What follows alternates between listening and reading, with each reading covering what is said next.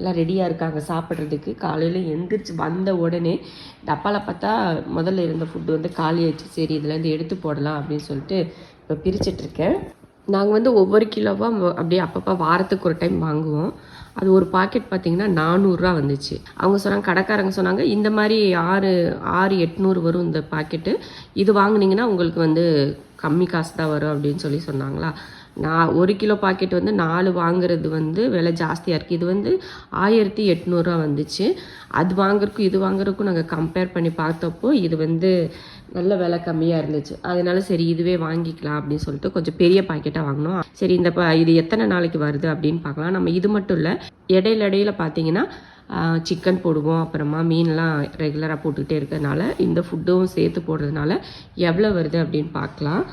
ஓ இப்படி இருக்கா, நான் இப்போதான் பார்க்கலாம். பரவாயில்லையே, இந்த ஃப்ளேவர் தான் நீங்கள் சாப்பிட்றாங்க, வேறு ஃப்ளேவர் சாப்பிட்றதில்ல. நாங்கள் பெரியவங்க சின்ன குட்டி பெரிய குட்டி எல்லாத்துக்குமே பார்த்தீங்கன்னா கிட்டன் ஃபுட்டு தான் போட்டிருக்கோம்.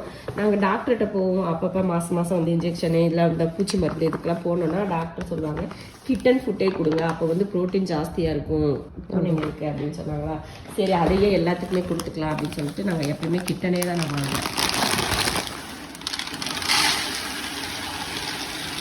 என்னடா எப்பயும் ஃபுட்டு கம்மியாக வரும், இன்னைக்கு டப்பா பூரா இருக்கு. சாப்பிடுங்க, இனிமேல் இப்படி தான் ஃபுட்டு இருக்கும். ஆளாளுக்கு சாப்பிட்டுக்கணும் தேவைங்கிறத. சாப்பிட்றான் பாருமா யாஷா.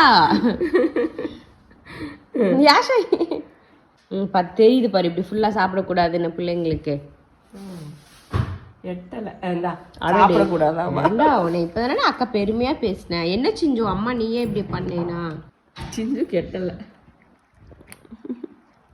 இவனுக்கு என்ன செய்யறதுன்னு தெரியல. ஏறிக்கடா நீயும் சாப்பிட்டுக்க. ஓ எல்லாம் எனக்கு தாண்டா, எல்லாம் எனக்கு தாண்டா. 2 டப்பாலையும் போட்டு வச்சிட்டோம். நம்ம வந்து ஃபுட்டு வந்து ஓப்பன் பண்ணி வைக்கக்கூடாது, அந்த ஸ்மெல் போச்சுன்னா இவங்க சாப்பிட மாட்டானுங்க அந்த குட்டி பசங்க. அதனால நல்லா டைட்டாக மூடி போட்டு நல்லா எடுத்து வச்சுருங்க. எனக்கு வந்து 6-7 கிலோன்னு வச்சுக்கோங்க கணக்கு. 7 கிலோ எனக்கு எத்தனை நாளைக்கு வந்துச்சு அப்படின்னு அடுத்த வீடியோவில் உங்களுக்கு நான் சொல்கிறேன்.